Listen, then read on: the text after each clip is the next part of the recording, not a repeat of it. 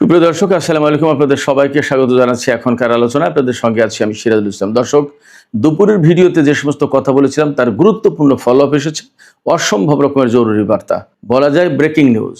America মধ্যপ্রাচ্য থেকে তাদের সমস্ত নাগরিককে চলে যাওয়ার পরামর্শ দিয়েছে। তার মানে হচ্ছে অনেক বড় কিছু ঘটতে যাচ্ছে মধ্যপ্রাচ্যে। এছাড়া জর্দানের শত শত নাগরিক দেশটির সরকারকে একটা খোলা চিঠি দিয়েছে। সেই চিঠির পরে জর্দান সরকার মহা চ্যালেঞ্জের মুখে।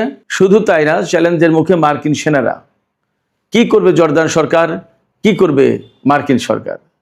এদিকে ইরানের খাতামুল আম্বিয়া হেডকোয়ার্টার্সের commander major general Ali Abdullahi কড়া সতর্কবার্তা বা কড়া হুঁশিয়ারি উচ্চারণ করে বলেছেন, যে সমস্ত দেশ আমেরিকাকে প্রোটেকশন দেবে, নিরাপত্তা দেবে, রক্ষা করবে অথবা আমেরিকাকে সমর্থন দেবে, তার প্রত্যেকটা দেশকে যুদ্ধের পরিণতি ভোগ করতে হবে। তার মানে কি? ইরান কি এই যুদ্ধ মধ্যপ্রাচ্যের বাইরেও ছড়িয়ে দেবে? ইউরোপের কোনো কোনো দেশ কিন্তু আমেরিকাকে সহযোগিতা করছে বা করতে যাচ্ছে। তাহলে এই যুদ্ধ আসলে কতদূর বিস্তৃত হবে? সুপ্রিয় দর্শক, এই তিনটি বিষয় নিয়েই মূলত এখন আমি আলোচনা করব। আশা করি আপনারা শেষ পর্যন্ত সঙ্গে থাকবেন, আলোচনা ভালো লাগবে। আর যদি আলোচনা ভালো লাগে তাহলে লাইক, কমেন্ট, শেয়ার করবেন এবং চ্যানেলটি সাবস্ক্রাইব করে সাথে থাকবেন। দর্শক, চলুন বিস্তারিত আলোচনায় যাই। সর্বপ্রথমে যে বিষয়টি নিয়ে কথা বলবো সেটি হচ্ছে, আজকে 1 আগস্ট শনিবার জর্দানের মার্কিন দূতাবাস প্রথম এই সতর্কবার্তা জারি করে যে মধ্যপ্রাচ্য থেকে মার্কিন নাগরিকদেরকে দ্রুত গতিতে চলে যাওয়ার পরামর্শ দেওয়া হচ্ছে।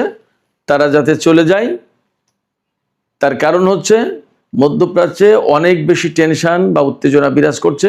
এই উত্তেজনা বাড়ছে এবং এর পরিপ্রেক্ষিতে এমন ঘটনাও ঘটতে পারে যে বিমান চলাচল বন্ধ হয়ে যেতে পারে। সেক্ষেত্রে নাগরিকরা, অর্থাৎ মার্কিন নাগরিকরা মধ্যপ্রাচ্য থেকে চলে যাওয়ার জন্য ঝামেলায় পড়তে পারে, বিমান নাও পেতে পারে, আকাশপথ বন্ধ হয়ে যেতে পারে।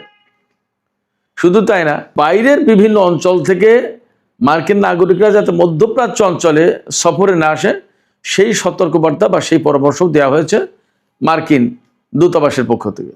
জর্দানের মার্কিন দূতাবাস থেকে এই বার্তা প্রথমে প্রকাশ করার পর ইসরায়েলের যে মার্কিন দূতাবাস আছে সেখান থেকে, তারপরে মিডল ইস্টের সব দেশ থেকে সব মার্কিন দূতাবাস এই একই বার্তা সার্কুলার করেছে, মধ্যপ্রাচ্য থেকে মার্কিন নাগরিকদের চলে যাওয়ার জন্য, সরে যাওয়ার জন্য পরামর্শ দেওয়া হচ্ছে।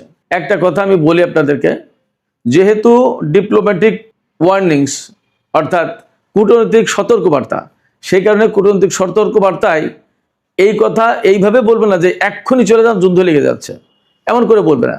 কূটনৈতিক বার্তা তো একটু রয়ে শুয়ে কায়দা কানুন করে বলে যে মধ্যপ্রাচ্যে না থাকার পরামর্শ দেওয়া হচ্ছে, মধ্যপ্রাচ্য সফর এড়িয়ে চলার পরামর্শ দেওয়া হচ্ছে, মধ্যপ্রাচ্য থেকে দ্রুত গতিতে চলে যেতে পারলে ভালো হয়, এরকম করে বলে।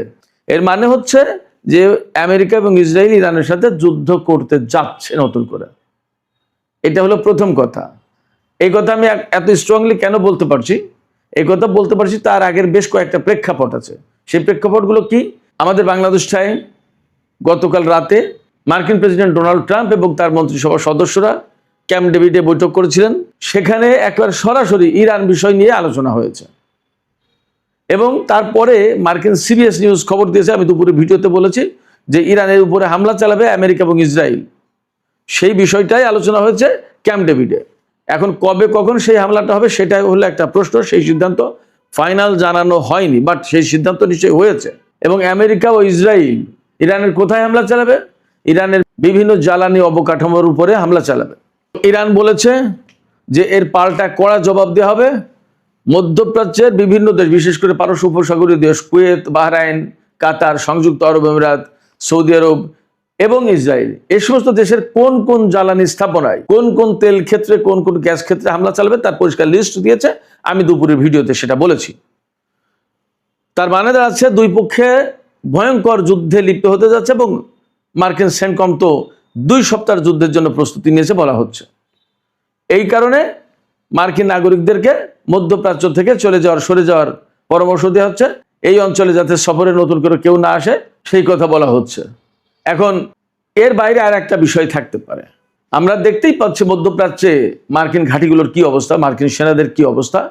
অনেক ঘাঁটি অনেক দেশ থেকে মার্কিন সেনাদেরকে সরিয়ে নেওয়া হয়েছে, বিমান থেকে শুরু করে তাদের ক্ষেপণাস্ত্র প্রতিরক্ষা ব্যবস্থা যা যা অবশিষ্ট ছিল অনেক কিছু সরিয়ে নেওয়া হয়েছে এবং পরিস্থিতি ভালো না, একের পর এক হামলার মুখে পড়ছে। সবচেয়ে বাস্তবতা হচ্ছে যে আমেরিকার যে হাইপারসনিক ক্ষেপণাস্ত্র এগুলো ঠেকানোর মতো তো কোনো যন্ত্র, কোনো প্রতিরক্ষা ব্যবস্থা আমেরিকা ইসরায়েলের কাছে নেই। সে কারণে এখন মার্কিন সামরিক বাহিনী রিয়েলি মধ্যপ্রাচ্যে বিপদে পড়েছে। একদম আমরা পরিষ্কার দেখতে পাচ্ছি ইরাকের ইরবিল থেকে পেট্রিয়ট ক্ষেপণাস্ত্র প্রতিরক্ষা ব্যবস্থা সরিয়ে নেওয়া হয়েছে। কেন সরিয়ে নেওয়া হয়েছে? যদি সেগুলো কাজ করে তাহলে কেন সরিয়ে নেবে? সেগুলো অ্যাকচুয়ালি খুব কাজ করছে না। তো এই প্রেক্ষাপটে ইরানের বিরুদ্ধে তাদের যুদ্ধ করার অবস্থা কতটুকু আছে সেটা একটা প্রশ্ন। সেজন্য নানান রকমের হম্বিতম্বি করে ভয় ভীতি দেখিয়ে ইরানকে চুপ রাখার কোনো ব্যবস্থা করা হচ্ছে কিনা সেটাও একটা প্রশ্ন। যেমন মধ্যপ্রাচ্য থেকে সমস্ত নাগরিক চলে যাও, মার্কিন নাগরিক, বিরাট হামলা আসছে, বা ক্যাম্প ডেভিডে বৈঠক হয়েছে, ইরানের উপর হামলা হবে এবং ইরানের জ্বালানি অবকাঠামোর উপর হামলা হবে, এরকম নানান খবর ছড়িয়ে দিয়ে ইরানের ভেতরে একটা ত্রাস, একটা ভয় সৃষ্টি করে দেওয়ার একটা চেষ্টা হচ্ছে কিনা সেটা একটা প্রশ্ন। তবে আকার ইঙ্গিতে যা পরিস্থিতি বোঝা যাচ্ছে তাতে আসলে একটা যুদ্ধের আশঙ্কা তৈরি হয়েছে, এটা বোঝা যাচ্ছে মোটামুটি। মার্কিন প্রেসিডেন্ট ডোনাল্ড ট্রাম্প বলেছেন, সিএনএন তার বক্তব্যের উদ্ধৃতি দিয়ে বলছে যে তিনি একটা বিজয় চান, তিনি শুধু ইরানের বিরুদ্ধে জিততে চেয়েছে। তার মানে কি? যে করে হোক ইরানের বিরুদ্ধে জিততে হবে। কেন জিততে হবে সে ব্যাখ্যা আমি দুপুর ভিডিওতে দিয়েছি। তো এইরকম একটা প্রেক্ষাপটে আমেরিকা আসলে মরিয়া হয়ে উঠেছে ইরানের বিরুদ্ধে এমন একটা হামলা চালাবে যে হামলার পরে আর ইরান আমেরিকার উপর হামলা চালাতে পারবে না, এরপরে আস্তে করে সরে পড়বে। মানে এই যুদ্ধ থেকে ধীরে ধীরে বেরিয়ে যাওয়ার একটা ব্যবস্থা করবে, কারণ এই যুদ্ধ আমেরিকার অর্থনীতিকে ধ্বংস করে দিচ্ছে, বিশ্বের অর্থনীতিকে মারাত্মক চাপে ফেলেছে। বিশেষ করে তেল এবং গ্যাসের দাম বেড়েছে এবং তেল গ্যাসের যে পরিস্থিতি হতে যাচ্ছে, এতদিন তো যা ছিল। ইরান বলেছে যদি হরমুজ প্রণালীতে আমেরিকার ব্লকেড যে অবরোধ আরোপ করে রেখেছে, এই অবরোধ যদি অব্যাহত থাকে তাহলে হরমুজ প্রণালী টোটালি বন্ধ করে দেওয়া হবে, কোনো দেশের তেল বের হতে দেবে না। ইরান এই কথা বলেছে। শুধু তাই না, হরমুজ প্রণালী না, শুধু বাব আল মানতেব প্রণালীও একইভাবে বন্ধ করে দেবে। যখন তেল টোটালি বন্ধ হয়ে যাবে তখন যত যাই কিছু করুক না কেন কঠিন হয়ে যাবে ইরানের বিরুদ্ধে লড়াই করে পরিস্থিতির উত্তরণ ঘটানো, পরিস্থিতির উন্নতি করা অসম্ভব হয়ে যাবে। কারণ তেল হচ্ছে লাইফ লাইন। আপনার বিশ্বের অর্থনীতি যদি না বাঁচে কে কয়দিন যুদ্ধ করবে? এবং আমেরিকার কারণে এই ঘটনা ঘটেছে। আমেরিকা যদি ইরানের উপরে হামলা না চালাতো তাহলে তো এই যুদ্ধ শুরু হতো না। এই কথা তো আমেরিকাকে সবাই বলছে, কেউ প্রকাশ্যে কেউ অপ্রকাশ্যে। স্পেনের মতো দেশ যারা নেটো জোটের একান্ত সদস্য, এবং স্পেন তো ইউরোপের খুব বড় অর্থনীতির দেশ না, তারপরেও তারা আমেরিকার চরম বিরুদ্ধে অবস্থান নিয়েছে।